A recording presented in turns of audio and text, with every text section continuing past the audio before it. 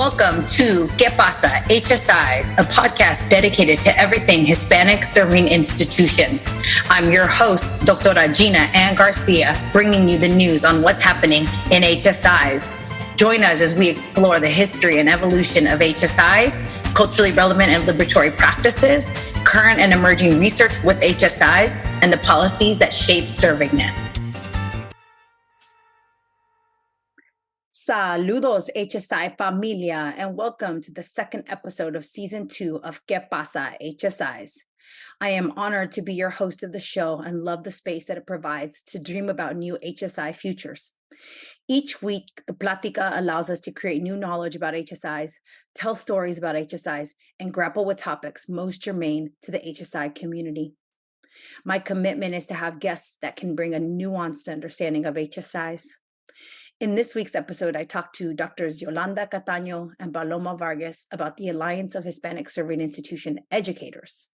AHSIE is a national organization that works with practitioners supporting Latinx students and Latinx success in HSIs.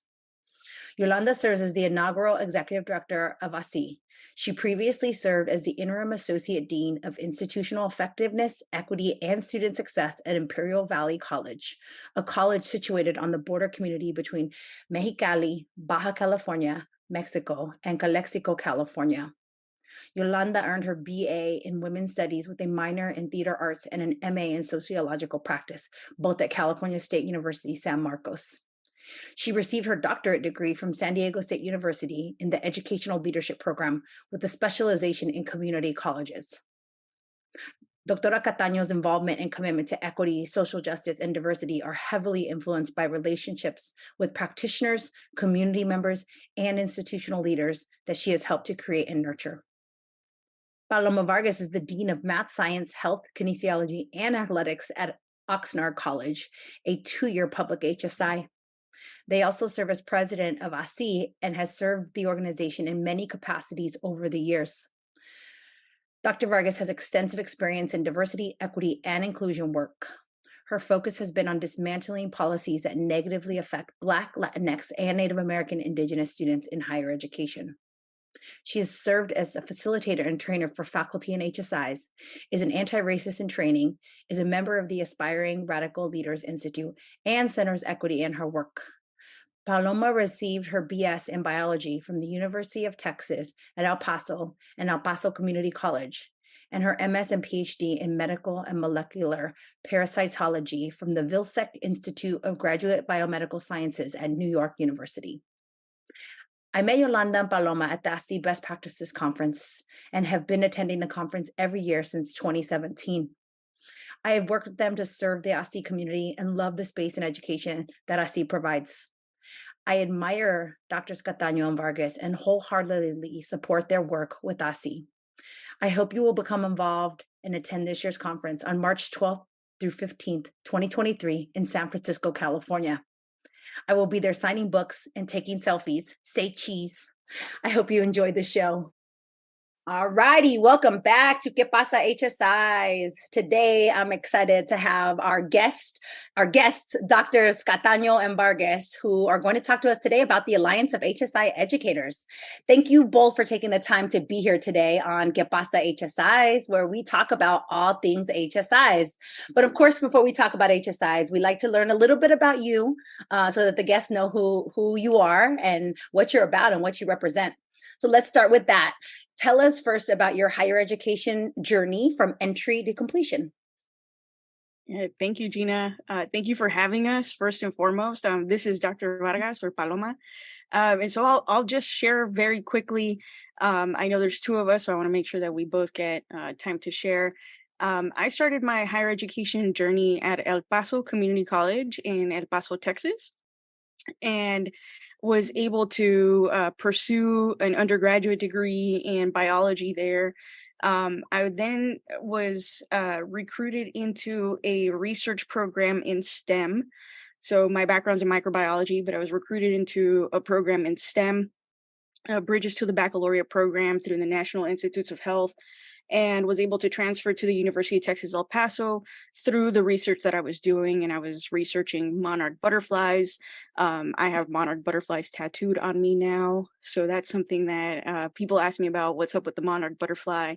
Not only is it migration, but it's also the first research project that I was ever part of. Conducting research, I was, able to present. I went to a number of different conferences, including the Society for the Advancement of Chicanos and Native Americans conference, and was recruited to go to do more research at NYU. I really loved what I did, and I started learning about parasites. And so while everybody else thinks parasites are disgusting, I think they're the coolest things on the planet. I'm very stoked about them. If you get me talking about parasites, I light up. It's like Christmas. But started doing research on parasites and was really interested in host pathogen interactions. Ended up doing another research experience at UPenn, and started thinking about genetics. And so genetics and parasites together led me to grad school, where I studied an amoeba that is a pathogen and causes a lot of problems in Mexico and Central and South America, and in India and Bangladesh, and was able to then complete my dissertation there. It was fun times in the lab, and then was able to leave my graduate school behind, finish my doctorate. That was cool. And started teaching at the K through 12 or 8 through 12 level in Texas, and at the community college there at El Paso Community College. And then moved on to my postdoc at Northwestern, where I did even more parasite-related things and bacteria-related things, and learned about Legionnaire's disease. And that was also really awesome. And then finished my postdoc, and here we are. Moved forward, and we'll talk about other things as we go through. Awesome. Thank you. Yolanda. Hi, everyone. Hola, hola, hola. So this is Yolanda Cataño, or Doctora Cataño, as Dr. Garcia likes to say. So just a little bit about my journey. I've mentioned before that I was born and raised in Mexicali, Baja California, Mexico, and that border town between Calexico and Mexicali, Mexicali being Mexico and Calexico being in the United States. So my whole entire academic journey from the beginning is really influenced by that border region. Being raised and my first language being Spanish, it really gave me a very different experience as a student, having transitioned in middle school more primarily, and in high school in the American educational system. So that was really unique for me. And then I transitioned into higher ed at the age of 17. And this was due to the fact that I had a really great counselor in the program of AVID, so Advancement via Individual Education, something like that. Determination, sorry. So being part of AVID was really great for me, and having that counselor, because had it not been for that counselor, Dr. Rene Agundes, he really was a big support for me in this journey. So at 17, I landed at Cal State San Marcos. And it was really then that I started to venture what I wanted to study. In the Valley, there is a large concentration of, law enforcement. And also there are 2 state prisons in the area. So it was about that journey that I was considering being a criminal justice major. But then I got into women's studies, and I really loved, talking about theory, women, what was my role at that point as a woman, having grown up in the Valley. And it was then that I decided to major in women's studies. I was also participating in a lot of plays and really getting into my creative identity. And so I minored in theater arts, which is really, really exciting. And then after that, I kind of had a little gap. I went back home. I struggled like a lot of students after my bachelor's degree. And I decided to figure out what I wanted to do. And it was then that I had a conversation with one of my previous mentors from my undergrad in one of our sociology classes. And she was like, "Why don't you apply for our sociology program?" And I was like, "Oh, I really loved, learning more about sociology, society as a whole. I just didn't know if it was going to be in criminal justice, higher ed. And I was like, well, maybe I could do something in that realm. So that was when I applied for the program. I only applied to that program and I got in. So I also did my master's degree in sociology at Cal State San Marcos, which is also an HSI. It's always, I feel like it's been one of the truest HSIs since its inception because of like the large concentration of Latinx students that it enrolls. And then after that, I was kind of figuring out and navigating what I was going to do.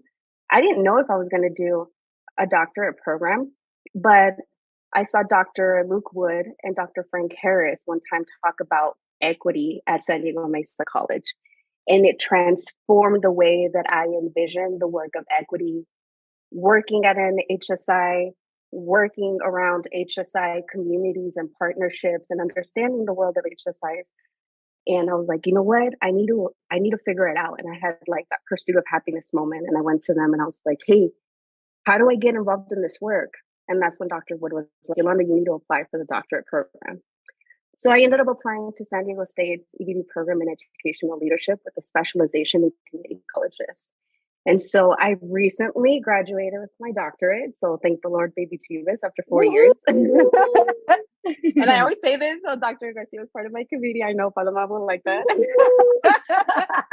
And you know, that HSI work is there. And it's always been about HSIs having been a product and having been through an educational system that has really geared towards that academic success for me. So I'll stop there. Okay, thank you. Two very different pathways. So I assume y'all don't talk about parasites and amoeba or none of that stuff together? No, Yolanda, you're not interested? Oh, we do talk about it. Okay. About it a little bit, mostly because I'll start talking about it and then Yolanda gives me this look of like, what? But then she gets into it and she's like, oh, this is cool. You make it seem really interesting. I want to know two more now. I will be happy to talk about parasites with you anytime, Dr. Garcia.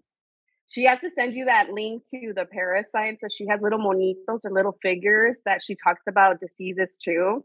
And she talked about how there was one for a coronavirus and we're all like laughing that we're going to have that at the retreat for AHSIE. So we do have conversations about it. It does come into the AHSIE work. All right. Yes. Now, what brings y'all together, of course, is the HSI work, right? And so the question that I always ask people, which is a fan favorite, I will tell you, I do get a lot of feedback. People like to hear the servingness journey question. So talk to me a little bit about that, about y'all's path to consciousness, your path to conocimiento around HSIs. Like, how did you, because you both went to HSIs, but doesn't necessarily mean you knew that you were at HSI. So tell me a little bit about that. Yeah. So similarly to Yolanda, I think we have a lot of really interesting things in common. Like we both grew up on the border, right? So she grew up in Calexico, Mexicali, and I grew up in El Paso in Ciudad Juárez. And so that the schools that I ended up going to, El Paso Community College and the University of Texas El Paso, are both historical HSIs, right? So they're similar to what Yolanda mentioned with the University of or Cal State San Marcos. So they have this HSI-ness about them, but I had zero clue that that's what they were. I just thought like all universities were like that. And I mentioned in, previous episode or last time we talked that we just had cool stuff going on. Like sometimes there were like mariachis for no reason, like Mariachi Tuesdays. And that was cool. I thought it was awesome, right? And so then I ended up going to very primarily white institutions like NYU and Northwestern, and that wasn't the case. So for me, it was really interesting to start thinking about what HSIs were. I ended up going, like I said, to NYU for grad school, and noticed that there weren't a lot of people that looked like me. So that was something that was really sticking out, and ended up going into teaching initially because I didn't want to be in that like super white space. And teaching in El Paso was providing me with that cultural balance, I think, in my life where I could still do what I love, which is science and teaching, and I could be in a space where it was more diverse. There were more folks around that could have conversations with about being a Latina or being Latinx or being in science or what all those intersectionalities look like. Um, and one of the great things of being at El Paso Community College was that I had great mentors. Dr. Nick Lanuti was right up there with them, and he basically told me that if I wanted to get a faculty job, that I need to go do a postdoc. And so I went off and did this postdoc at another really white institution at Northwestern in Chicago. And the beautiful thing about Chicago is that Chicago has a good number of HSIs. And so I was in this postdoc where I was doing an institutional research and academic career development award through the National Institutes of Health that allowed postdocing and teaching at the same time. So that was the whole idea, was to get more people of color into teaching professions in the professoriate.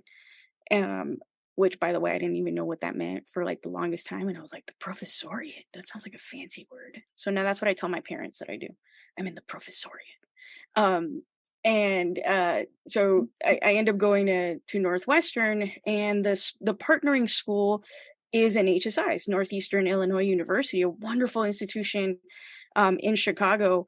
And I started working there, and my mentor there, La Doctora Pam Guedes, Argentinian, awesome mentor, was at Northeastern and started talking to me about HSIs and talking about how NEIU was an HSI, and they were really intentional about serving their students. They have this beautiful multicultural center. I don't know if they still call it that, but at the time it was the Multicultural Center, the Angelina Pedroso Center. And it's stunning. Like, you just walk in there and it's this beautiful space. And they had intentionally created spaces for their students, for LGBTQ students, for mothers that were breastfeeding, for Black students, for immigrant students. And that's really where I started learning about HSIs. And then once I started learning about HSIs, I kind of got bit by the HSI bug. I worked as a STEM specialist under a Title V grant at NEIU for the Student Center for Science Engagement. I was a STEM advisor, and I just thought, what a wonderful way to serve our students. And so I started learning more about HSIs, started getting more into it, and when I decided to finally start applying for faculty jobs, that was kind of my litmus test was, is the institution an HSI? Do they say that in their website? And if they did, I'd apply. There weren't that many, but there were enough that, a handful that had mentioned something about being an HSI that I was able to apply to those places. And so that's really how it got going. No, and I think it's everything that Paloma has mentioned, right? I think we share a lot of commonality, more so not just from the border region, but also, this experience about being first generation, and then what is it like to navigate campuses, right? I think for me, having had attended Cal State San Marcos, it was such a great experience because some of us took courses at Palomar College, which was the community college that is also in that area. And so, we would take classes there, we'd build comunidad there. And so it felt like we were at home. So somebody from the Imperial Valley like me, being from a small rural town, coming to a large town or a city like San Diego, it was a really big transition. In addition to then, you're looking at socioeconomic status. So at that point, we were trying to make ends meet. And so I had a really great comunidad, near me. And then I participated in Mecha. I love the fact that Cal State San Marcos had Mecha because I think that really provided a safety net for us. I mean, we had cumbias, duranguense, and I mean, everything just felt like, it was part of it. Like every time we would go dancing and you'd hear that, it was just like we were ready and it was exciting. We saw Cesar Chavez. Even the speakers that they brought forth at the institution were really important in our development. Like that was the first time I had ever met Dolores Huerta. And mind you, like I'm from a rural community that has a predominant like agricultural community, and yet I had never read about Dolores Huerta, which is tragic, right? When you think about it. So for me, I think being at an HSI, that serving this piece, even though at that point, I think HSIs back in 2005, when I first started, I think it was just started to build up. We didn't have a Latinx center like it does now, or a multicultural center like it does now. But I'm very grateful for the fact that there have been people that have advocated and supported students there, because you can see the changes, the transitions, and the support that they have now. And I would venture to say that also my experience at San Diego State and at San Diego Mesa College, having worked there, and other institutions that are also HSIs, have really given me a different viewpoint of what it means to serve Latinx students, not from a perspective of our own, like building, for example, at San Diego Mesa College, we built the Latinx Alliance.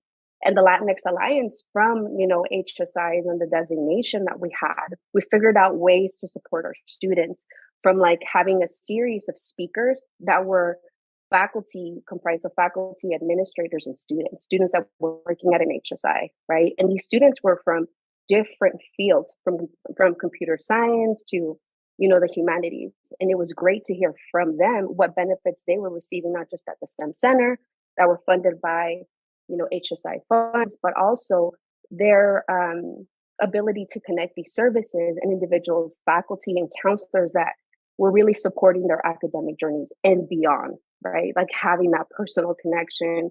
What did it do for their whole experience and beyond? So these relationships that they held, they maintained throughout. And I think that was my experience. So in the experience and my workforce and my experience, right, as a student, and having that and paving the way for others too is really, really important. And I think when I conceptualize serving this for me, it's really looking at every step, and more importantly, those forks in the road where it's instantaneous, right? Some things can happen to a student and it can change lived realities for them, right? So making sure that they have people who can support their journeys, because I know that I've been privy enough and privileged enough to have been supported throughout my academic journey in and inside and outside of academic spaces. So, yeah. Awesome. Thank you. I think what I love about that question so much is that like y'all reinforce this idea that HSI is a feeling, right? Because like the idea of servingness and all the research I do, as y'all know, is like, it's theoretical. There's frameworks, there's like ways for us to think about it. But the reality is the way y'all described it right now is like, it feels, you can feel HSI, right? That point at which we know we're an HSI, everybody should be able to describe, well, like there's mariachi on Tuesday, right? Like one of the first articles I wrote for my dissertation, there's a quote from a student who said, I was in class and I heard mariachi and it just felt good, right? That exact same feeling of like, it feels a certain way, right? And I get to learn about Dolores Huerta for the first time, even though I'm 18 years old. I should have learned about that a long time ago, right? Like those sort of things is like, but at least we're providing that space, right? So thank you for that, because I always love it. And I've heard both of your stories before, and still I really enjoy it. But let's talk about the Alliance of Hispanic Serving Institution Educators, an organization that supports practitioners through professional learning, collaboration, engagement, and sharing best practice in order to ensure that Latina, Latino, Latinx students thrive academically, professionally, and personally through the lens of equity, diversity, and inclusion. Let's start with the origin story. I want to know, how did AHSIE come about? So talk to us about the origin story. Well, thank you, Gina, for reading that question, because that's a mouthful. But AHSIE is how we refer to the Alliance of Hispanic Serving Institution Educators as well. The story of how this organization got started really goes back about 15 years. So we'll have a Quinceañera this year. Yes, we'll talk. I know Yolanda is going to bring that up in a little bit. But the organization really got started when, it was particularly for individuals that got together thinking about how do we share what we know about Title V grants. At the time, it was really only just Title V grants that were coming up, and Title IIIs were coming up a few years after that. But they got together and started having meetings to share information with each other. And one of our founders, David Trujillo, There was David Trujillo, Victor Davila, Jennifer Gomez Chavez, Daniel Loera, a number of folks that then got together and started this organization as a small council. I believe at the beginning there were 10 or 12 folks that got together and started this idea of holding together a conference where people could share best practices. And it started off really small. It started off, University of New Mexico, getting folks together. David at the time was working in that area, and really just starting sharing what was going to help them learn to implement these grants. They were new in the higher education landscape. How do they go through the processes of gaining support from their institutions? And how do they center Latinx students? And this was all really new when we think, 15 years ago doesn't seem like that long ago, but in the landscape of HSIs, it was a long time ago. I think that the three of us on this podcast right now, we were up and coming, right? We were like getting that information, learning about what is an HSI, what is the definition of these institutions. And these folks, particularly David, they were at the forefront of how do we get this information out to the rest of the community. And at that time, the number of HSIs was really small. It wasn't in the, few hundreds that it is now. And they just wanted to be able to be supported, to create comunidad, to create familia. And that's basically how AHSIE started. It was, individuals coming together for a greater cause. Thank you for that background story, that origin story. And you named all I want to call them elders, but I feel like they're too young to call them elders yet, right? And they're probably all going to be mad at me if I call them elders. but that's the reality is, right, that they had this idea to even come together and said, we need to support each other in this HSI work, right? Because it was lonely work. It's still lonely work, right? It's still lonely work having been an HSI implementer, but for sure, right? Like early on. But yeah, Victor Davila will be on an episode in season 2 as well. And he talks a little bit about some of the early times as well. But let's talk about one of the big events that y'all do, which is the annual Best Practices Conference, an important gathering of HSI practitioners and educators to come together. So talk to me a little bit about the conference in general and about this year's Quinceañera celebration. Insert the dancing girl emoji. I know. Paloma and I are ready. We are ready. I was telling Paloma we're going to show up in our best attire. I'm going to be wearing a ball gown. I'm getting it customized. We're doing the vals. So we're going to pull, Cheyenne and Tiempo de Vals. So we're really excited. We're about to have a show. It's a celebration. And if you think about like what it means, right? It's like not just best practices for AHSIE, but we're looking at celebrating, crecimiento, growth. We're looking at the past, we're looking at the present, we're looking at the future, right? And that's really, really important for the organization, not just with the position of the executive director, which was a great move. It was an investment within the organization. But like Paloma just outlined, it was honoring the work of not just these 4 individuals, but the work of HSIness as a whole, the people involved, respecting the community, the growth, and making sure, right, that we were addressing what were the needs of our Latinx, AO community. And I think from that important point, we're looking at how all of this manifests. What things have been, working from the practitioner standpoint, and what has been exacerbated by the pandemic. We're really taking a deep dive and understanding the impact of it for our students, but also our comunidad, right? Our community of practitioners. What does that do for our work? Has it made it more challenging now that we're transitioning more into an in-person environment again?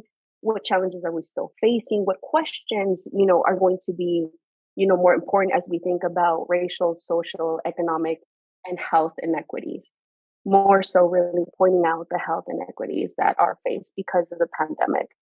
We're also talking about, creating that idea that we can share ideas, that network, the partnerships, and talk about the influence of the policy, right? And how it's designed to increase student success. And we're going to be talking a little bit more about what that looks like from that best practices approach. And we're really excited to have this opportunity to, connect with everybody there. And it's going to be in San Francisco. So it's a really great, venue, and it's going to be really, really exciting. It is from March 12th through the 15th. And so save the date, y'all, save the date and register. And we're really excited again. I don't know if you want to add anything, Paloma. Yes, I want to add that I also got nice shoes. So Yolanda is making me. I don't know that we're gonna dance, but I'm actually like a very shy person in real life. So, but Yolanda is saying that we'll do something. But I think this really marks a pivotal point for us as an organization. 15 years is not only, as Yolanda said, celebrating the folks that really got us going in this work or got AHSIE going in this work, but also celebrating where we are as an organization. I think this is one of those spaces or those times, those marks in our timeline where this is an opportunity for us to really showcase not just the work that AHSIE does, but the work that our practitioners do. And sometimes I wish we had recordings of those, back before HiFlex, back before Zoom, back in those early conferences where, we could have recordings of what people were talking about then and compare that to what we're talking about now and how things have changed and how things have stayed the same. So, as Yolanda mentioned, the conference this year is going to be in San Francisco, and it's going to be March 13th to the 15th. I'm going to say that real slow. 13th to the 15th, in the Hyatt Regency San Francisco. And on average, we generally have about 500 attendees to the conference.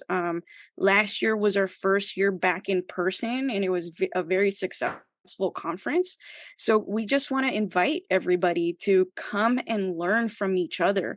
I think that's what AHSIE is about. It's about comunidad. It's about learning from the great things that we all do on our own campuses. Often when I go to conferences or to different professional developments, right, we look at the people that are doing all of these great things. We think about you, Gina, in the HSI space.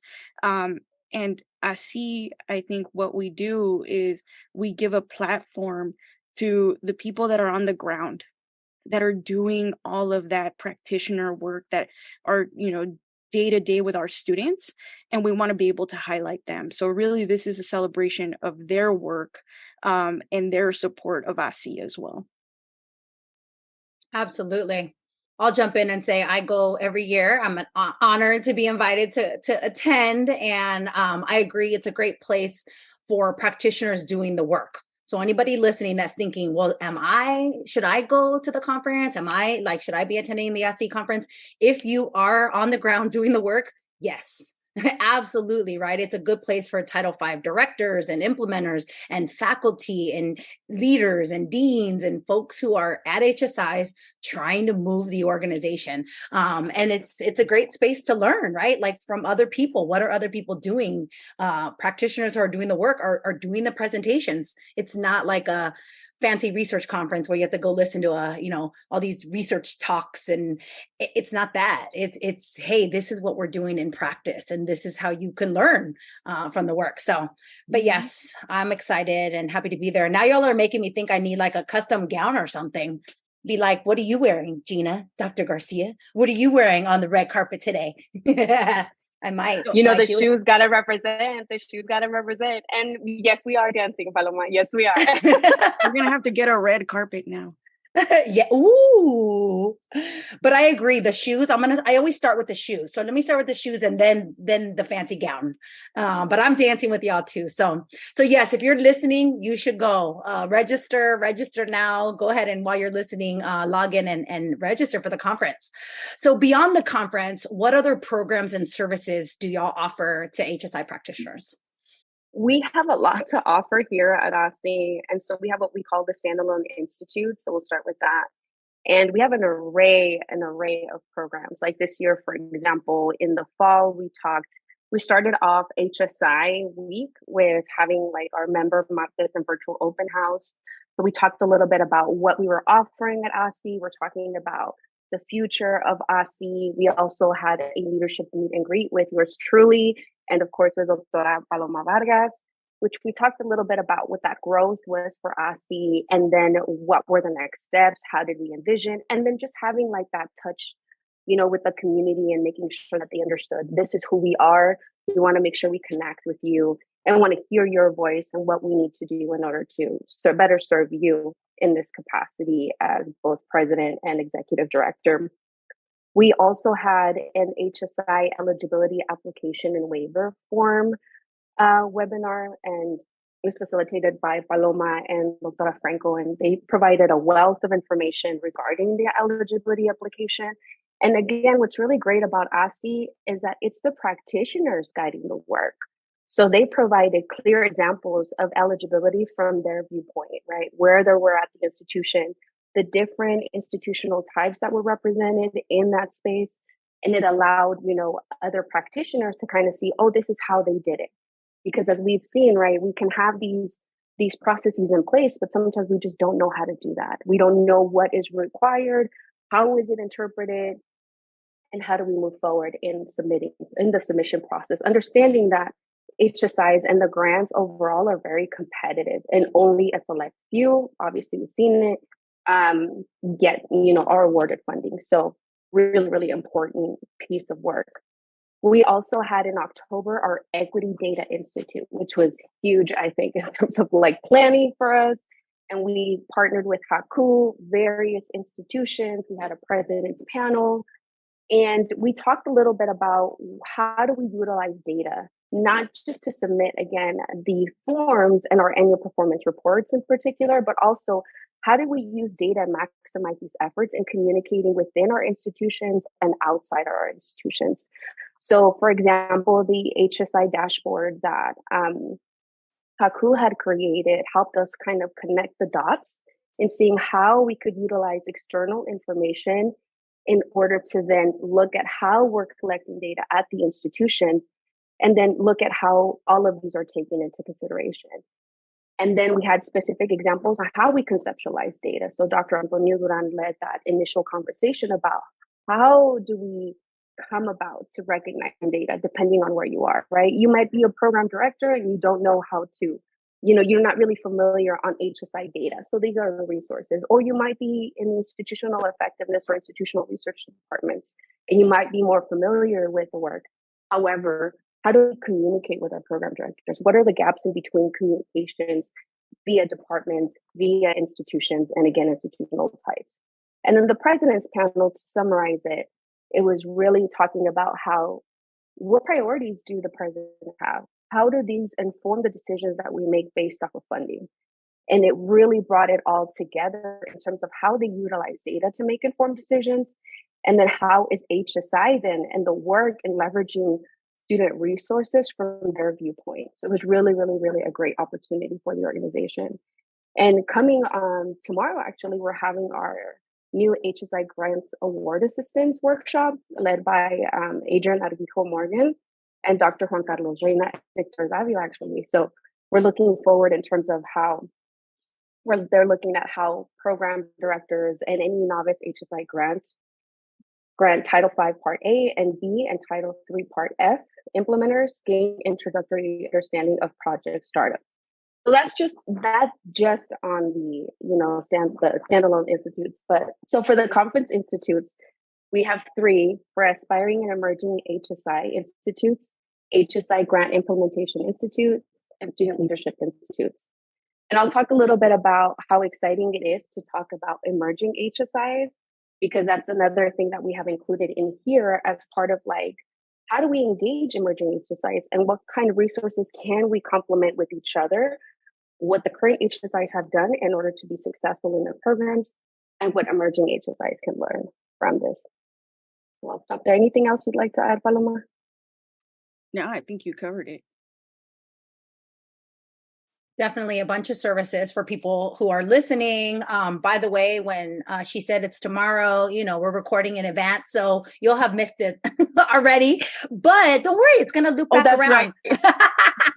The events will loop back around next year. Don't worry. I think one of the important ones that I love that y'all offered was the eligibility process, because people ask me about that all the time. And I'm like, I don't know. I don't do it. I mean, I generally know the process, but that is such an important process that if people miss input things wrong or they miss the deadline, it's like you miss it.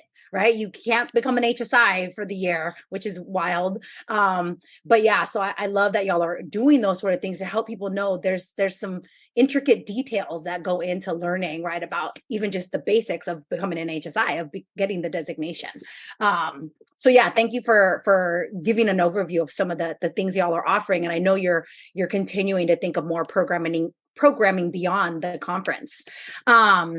But let's talk a little bit about the benefits, like people that are listening that maybe aren't members. What are the benefits? Why should they join? Tell us about that. Well, that's a great question. So our membership is really growing, and the services that we can provide through our membership are expanding. So one of the really exciting parts of being a member is that we've developed with the help of counsel and contribution from a lot of individuals, including Dr. Marla Franco, who was in the first season, a journal. So the journal, the AHSIE journal, really stems from that need and feedback from our membership of wanting to have a place to showcase what they're doing as practitioners. When we publish and when we think about publication, we think about other journals, or we think about having to be a professor, or maybe it's a researcher or a research professor. But there really aren't that many places where we're showcasing the work of the everyday practitioner, the staff, the grant director, maybe even the students that are helping, the student workers that are participating in some of these activities through Title III, Title V, and the NSF HSI STEM grants. So one of the benefits that we have as part of our membership is access to the journal. So that is fantastic, I think, from our part as AHSIE, and something that we're really excited to continue to promote and grow. Another benefit of being a member, obviously with every membership, is reduced rates for fees for our conference, for our institutes that Yolanda just talked about, for webinars and different opportunities. That always is something that I think, as former grant directors and folks that were on Title V's and Title III's, we're thinking about the money, right? Thinking about, what am I going to get out of this? The other part that I've found very beneficial, even myself, serving as president, I don't know everybody that's in the HSI community. It's a massive community. And so what this has allowed is that if I have a question, or if I'm thinking about who might be somebody that I can reach out to.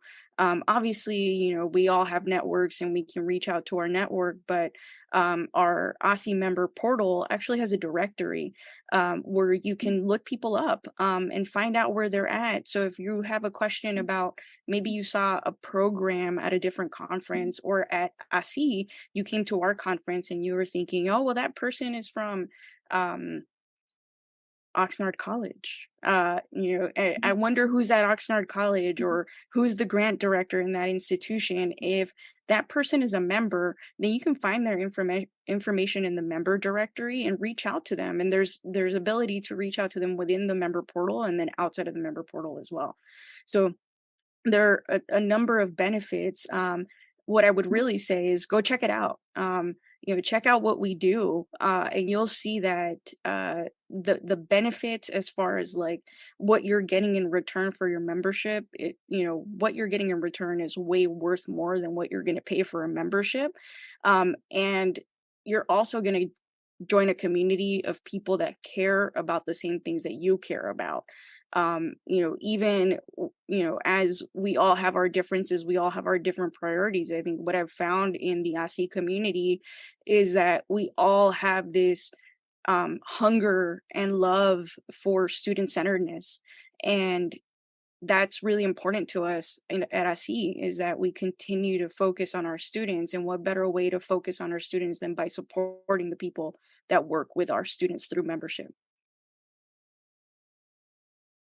Absolutely. I agree. It is a great space to meet other people who are doing this work. And I love, Yolanda, you mentioned that you're bringing emerging HSIs into it. I think that's important for us to really say here, right? Like folks that are at emerging institutions can join, can come to the conference. Some of your leadership is at emerging HSIs, right? Institutions that are trying to figure it out, which is important. Why wait till you get to 25%? That's a lot of Latino students already by the time you hit 25%, right? Like, start sooner, start early, start now. So thank you for that. So in my new book, Transforming HSIs for Equity and Justice, which I will be signing at the conference, so bring your book, I call AHSIE an external influence, right? And that's this idea that HSIs are doing the work within the institution, but there's folks beyond the institution or influences or forces from an HSI or from a higher ed context, really, that also affect whether or not we can do this serving this work and or help us do this work. And so in the book, I place y'all like clearly in that space of saying, AHSIE is helping institutions to do better serving this work. So talk to me a little bit about that in general, if y'all agree with that assessment, and in what ways it's challenging to support people from outside of the organization, right? Because when you're inside, it's very different to be able to move the work versus being outside. So talk to me a little bit about that as an external influence. Yeah. So one of the great things that I've learned about AHSIE and why I wanted to join AHSIE was specifically that external influence. When I started as an HSI director at a small liberal arts college, Cal Lutheran, in the 805. And Doctora Garcia knows all about that. But when I started there, that was when I really first started going to AHSIE. And it was very clear to me from the first conference that I attended the level of influence that this organization has on practice and policy. So we may not be within the institution, but we're certainly a place where practitioners learn from each other, and that creates a level of influence.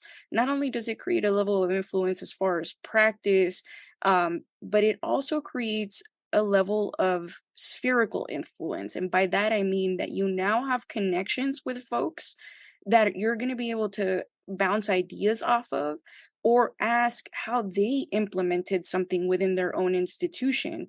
We also have our fantastic institutes, and the institutes were one of the first places that I actually engaged with AHSIE. I remember Dr. Jeannie Kim was leading this institute on grant management or project management. And I walk into this space and I was completely blown away with what could be done with a Title III or a Title V grant that I wasn't fully aware of. And through these conversations and through talking to experts, folks that have been on the ground that are doing the work, folks like you, Gina, folks like Yolanda, folks like myself that have actually been in those trenches, if you will, doing the HSI work. I think it really helps us have a better understanding of HSIs and policy outside of our own institutions.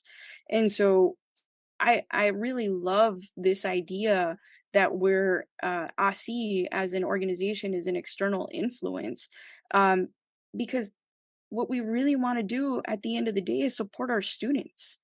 And what we have to be able to do that in a way where we're also supporting our practitioners, and that they can take away from the conference, from the institutes, from the connections that they make through AHSIE, even just through our website, AHSIE.org, from having and pulling from all of those different areas and taking it back to their campuses, or even directing their leadership to the website, to the conference, to those different spaces, and saying, look at the work that is being done at other institutions. Something I forgot to mention about our membership portal is that we do have a repository of presentations from previous conferences that members are able to access. That's been really cool for me to look through and look at, okay, this college did this specific activity in this specific way. Maybe that won't work for our students exactly, but that's a framework that I can then reach out to this person or look at what they've been doing and maybe model it after that. Perhaps they don't have a publication that I can go look at, but we do have within that member portal that presentation and get more information. So I like that, AHSIE is influencers. Now, if we could only be an Insta influencer. You're getting there slowly. We're working on it. We're working on it. Yolanda, your role as the executive director, you're now able to also influence, but interact with some of the other external influences like Haku, Excellencia in Education, others, right? That are also I categorize in that space. Talk to us a little bit about some of that, like how you have been starting to like collaborate with some of the other external influences. That has been great. Honestly, thank you for saying that first. I think with Paloma and I have been in conversations with Excellence in Education, and we really want to thank Deborah Santiago and Jennifer Gomez Chavez, which Jennifer also was part of AHSIE at some point. So you could see that there's a lift and there's an intentionality now in creating, this bridge between what do they do, right? Understanding what they do. What do we do? How do we support each other? Same thing with Haku, right? How do we partner? It may be in the institute, but how do we provide, more information to the practitioners because they're understanding, right? All of these partnerships really benefit our larger community. And that's really been what that external influence has been for our AHSIE practitioners, is understanding that we are in communication. We're making sure that that information that is being received from, these major leaders, right, within the nonprofit world and the larger organizations that really have also an external influence. And also, I would add that the U.S. Department of Education, in particular with our relationship with both Beatriz and Stacy, has been really influential now in the work that we're doing and making sure that we communicate. What things do we need to communicate to our practitioners? And that has been a very unique experience, not just for me as the inaugural executive director, but I think even for Paloma and our council members. We're looking at how we're understanding the complexity of serving this within HSIs and emerging HSIs. And what does that look like? What work do we need to do all together for the betterment of our institutions and our students? And I will say too, the external partnerships. So I want to thank the executive director, Jason Gilbu, for allowing me to be part of ASH this year, because it was transformational also for me as an executive director to get to engage with other practitioners like Dr. Garcia, Marcela Cuellar, Dr. Silvia Hurtado. It was just a really great opportunity to talk about, Hispanic serving institution research, HSI Research One institutions. What are the work that they're doing? What kinds of questions are other people, looking into? What is the role of the emerging HSI? So getting these connections and making sure that comes back to council and the larger AHSIE community is really what is informing the future for praxis and institutes, but also the future of what we need to offer and keep in mind as we're serving our practitioners for the organization. So thank you for that, Jean. Yeah, for sure. I mean, I've been able to watch, right, the emergence of the executive director position and see the importance of like those connections, right? I see all your posts on Instagram talking about Instagram influencers, right, of like the big folks you're working with in these different spaces, which I think is exciting, right, for the organization to continue to grow because I think y'all are growing, right? And it's been fun to watch as somebody who's been working with y'all for the past, I guess now 5 or 6 years. Longer, Uh, 7, I think, Gina. 7? Ooh, 7 years, like half of your existence. I didn't even know until this year that was 15 years, right? The annual best practices conference. So yeah, I've been able to even watch that growth, which is a lot of fun. So one thing I also admire about y'all's work, particularly watching the leadership of AHSIE, is the ways in which y'all like center not only students' identities but also the way your identities, right, your racial, gender, ethnic, linguistic identities come into your leadership. So tell me a little bit about that, about how that plays into the ways y'all are leading this organization that is centering HSIs. Yet we know HSIs often do identity neutral work. I don't see that with y'all. So talk to me a little bit about that, about how y'all bring your identities into your leadership practices in AHSIE. So I will say that from that viewpoint, we've talked a little bit about in one of the previous episodes about queering HSIs, and Dr. Angel Gonzalez and myself have been really looking at that specific subset of, intersectionality and the inclusion of LGBTQ plus voices. What has that done to queer, and not just queer from like a perspective of bringing in LGBTQ plus voices, but also complicating identity as a whole for HSIs, and how do we prioritize funding for HSIs? And I think that really came into development after the work and seeing Dr. Garcia in particular, the work of Dr. Marla Franco and other likes of looking at, hey, there isn't a space specifically for LGBTQ plus communities. When I looked at that multi-conceptual framework and thinking about that white supremacy piece for me, it was like, oh, how do we complicate this? And for me, as a person that self-identifies as, bisexual, in addition to the multiple identities that I hold and what that experience has done for my own academic journey. And I think that creating that sense of belonging is really crucial. And we talk about that feeling, right, earlier today.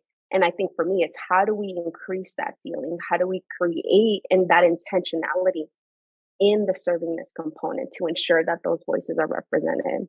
So I will stop a little bit there. Paloma?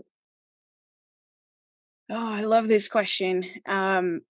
Yolanda brought up her queer identity and her identity as bisexual. And I think it's one of the beautiful things about AHSIE and being on the council is that we're in a supportive community, in a supportive space where we can all really talk about our identities. And so you have an organization that is now being led by two queer individuals, which I don't think we see a lot in the HSI space, or at all.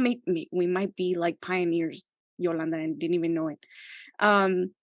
But for me, this is 100%.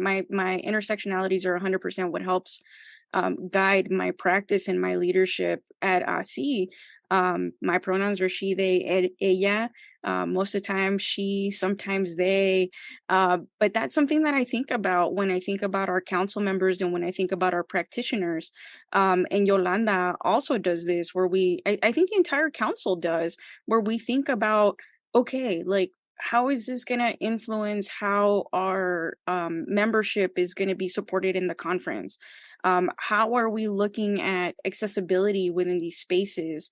For me, dreamer students, documented students, undocumented students, and their families are very important. And so we've taken steps as an organization to ensure that our Seed to Tree scholarship doesn't have, U.S. citizenship requirements. We don't need that. Our students are HSI students, and that's all we need to know. We need to know a lot of other things about them. But one of the areas is really creating that accessibility and creating that student-centeredness. And so we continue to look at, what does our intersection look like? And it's not just myself or Yolanda as the executive team, essentially, it's all of our council members, bringing in, are they first generation?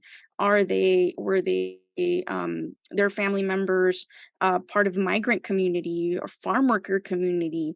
Were they are they multi-generational students?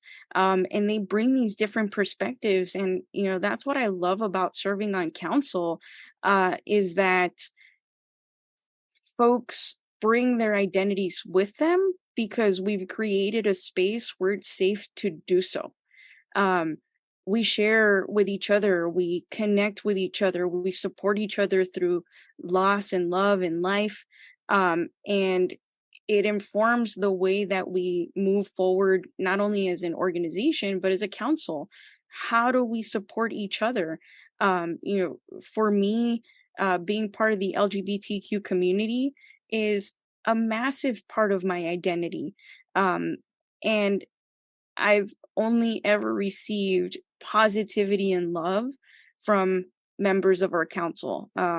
We've had mass shootings at institutions or locations where the LGBTQ community gathers. They're the first ones to reach out, and you, Gina. They're the ones that check in on us, and we do the same with them. Hurricanes, right? Some of our council members live in Florida, and for us, that's the first and foremost, is that they're familia. There are people that we're gonna go to, and I think that says a lot about our Latinidad, our BIPOCness, our cultural identities and backgrounds as council members, that we have that really ingrained in ourselves, that we are a community and we're here to support each other. Absolutely. I think that I asked that question because it is important, right? That I see that and I acknowledge that, right? That this organization is led by the people for the people kind of organization, right? Which is distinctly different than HSIs. As we know, HSIs continue to be led predominantly by white high level administrators and also white faculty, right? And so that's a huge conversation within HSIs. Yet AHSIE and the other external influences that we mentioned, like Haku, Excelencia, and education, are led by Latinx folks, right? That are really committed to doing this work and leading the way in this important endeavor. So I wanted to make sure we elevate that and we acknowledge that's the case. So yeah, I stay standing, y'all, and I love seeing the work that y'all are doing. As folks that have like a pulse on what's going on at the HSI world at this like national level, what do you think we should be thinking about, like the most interesting HSI topics that you're seeing that maybe are coming up at the conference, or that we should be talking about in HSI world? That's really something that has captivated me. I told Paloma that I thought this was really important, this concept and this, topic of trauma-informed practices, particularly after, or right now that we're experiencing kind of like the aftermath of COVID. But how has that impacted our students? And there was a study that is titled Hispanic Students in Higher Education, a Case for Trauma-Informed Approaches by Joy Patton and Tylene Cafrey. And they did a study that looked at like participants at a private, a small HSI. And they looked at like the variables of trauma, what were the assumptions and the principles of trauma. And I thought, there's so much that has happened to our Latinx communities. How has this really impacted them? And I thought about, this was a private college. What has it been at other, institutions? How has this impacted them? How has this impacted our families? And I thought that study really, really captured my brain in terms of like, yeah, you're right. The serving this piece isn't just about, our students too. It's how has it impacted our stakeholders, right? At our institutions and our overall community. And what all of a sudden, like now we're back in person and we forget that all of this happened, that there was a profound loss, right? In our community. That study highlighted that there were higher levels for Latinx folk or Hispanics in the United States that experience at least one death in the family. And when you think about that, I mean, this is trauma. This is trauma that they're now carrying. This is impacting the in-classroom environments. It's not like overnight.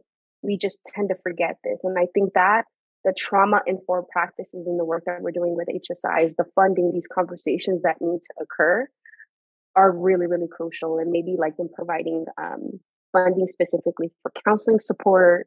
And I think about everything Paloma just talked about, right? Intersectionality of identities. Exacerbate that when you have compoundedness of identities. What does that do for, the experience overall? So that was one. And I also want to highlight the work that Doctora Franco and Doctora Cindy Muniz have done, and they're both council members for AHSIE. And they talk about centering servingness, framework-informed assessment of Hispanic serving institutions. And they utilize the frameworks of the Seal of Excelencia and multidimensional servingness. And I love the way that they're able to capture that, not just from their positions, but from the work that they're currently doing in and outside of their jobs, right? As council members, as everything else, and looking at how they put all of these pieces together in a very successful way. And really, again, being intentional about the work, not just in producing another article, but looking at how do we utilize these?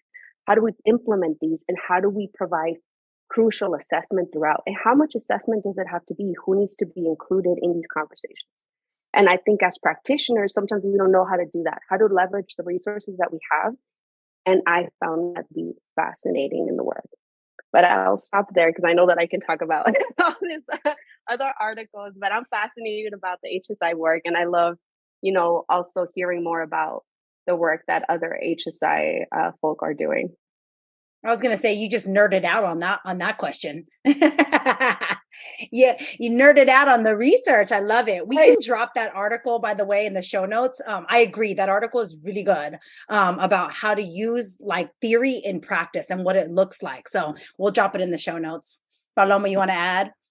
Yeah, definitely. So centering servingness and this idea of servingness in general has been really fascinating to me for a while. And Gina, you've been the one that's been leading that conversation for some time now. And for me, this article that Drs. Marla Franco and Cindy Muniz put forward, I feel like it's a framework, right? It's a framework for informed assessment of where you're at an HSI, and I think it brings in the Seal of Excelencia, and it also gave me some food for thought about what else do we need to do. That can't be the stop, right? That obtaining a seal or obtaining a certificate or obtaining, some sort of acknowledgement that you're doing well can't be where you stop in your servingness journey. As an institution, as a national organization for AHSIE, as an academic institution, you can't stop there. That should just be one piece of it. Which kind of brings me to two different areas that I've been interested in for a very long time. And one of them is strategic planning. And I listened to Doctora Maribel Jimenez's episode, and she and I have talked on a couple of occasions of how this isn't an area that has been fully explored or explored at all, really. I think there's maybe one article out there, and I don't know the title or the authors. I'm not that kind of nerd. I'll talk to you about parasites all day, but don't ask me about who wrote something. But I think it's really important for us as HSIs to start thinking about our strategic initiatives and our strategic planning and how we're incorporating our HSI-ness and our servingness into these plans. There's some work out there that really shows that strategic plans in general, they're not HSI specific, these pieces of work, but the strategic plan in general, that's what's going to drive the institution. And if we can get things like HSI and our mission and vision part of the strategic plan, if we can get HSI initiatives as part of the strategic plan, not under the umbrella of inclusion, but its own pillar, and saying, as an HSI, this is what we're going to champion. I think that's going to be fantastic. And I'd love to see more work on that. And then the second piece, which is not my idea, there's a up and coming professional who I have a lot of respect for. Her name is Diana Hernandez, and she works in admissions at California Lutheran University. I believe she's their assistant director of admissions. She's been asking about admissions for a long time. We used to work together, and she used to ask, who's doing work on admissions and how admissions at HSIs work. And I know she's been wanting to talk to you, Gina, for a while, but that's an area that we haven't explored, and I think for many of us, when we think about our HSIs, we think about that urban contextualization or that rural contextualization when we think of very large Latinx populations, and then the college just kind of happens to become an HSI. But was there intentionality there? What were the outreach efforts? For some of these colleges, there's a little tiny pocket of Latinx community and they're at like 40%. How did you get there? So I'd love to see some more work on that. I for sure know that there is zero on admissions because I've Googled it many times, and would be happy to work with anybody on that. But that's something that's really at the forefront of my mind of how do we intentionally become HSIs? I agree. That's an area underserved, understudied. And I've talked to that with your council member, Elizabeth Gonzalez, because, her serving as the HSI director at UCLA, we've kind of had those conversations. I'm like, we don't have a lot of research on how do you actually get there. Right. And there's institutions like a UCLA, UC Berkeley, these big name colleges and universities that want to be HSIs and are trying to figure out that piece, right? And that's a piece we just have not studied sufficiently because we came into this work knowing, well, HSIs are already there, right? The recruitment and outreach stuff had already happened. So yeah, I agree. All important areas for us to talk about. So thank you all for nerding out with me on that. That was cool. Final question. You both know you don't get out of the pod without answering the final question. So how do you leave us with the answer to ¿Qué pasa, HSIs? All right. So I think ¿Qué pasa, HSIs is that change is never ending, and we have to continue to find ways to support our Latinx students. And we can only do that through our practice and practitioners. And I think that's what's going on at HSIs. And I'll just briefly add to that I think ¿Qué pasa, HSIs is the pulse, and it's maintaining that momentum and making sure that we have what the practitioners need. So we're at the forefront of it and not behind. Pulse and change. I love it. I love both of that. Thank you both for being here with me today. And I appreciate you both.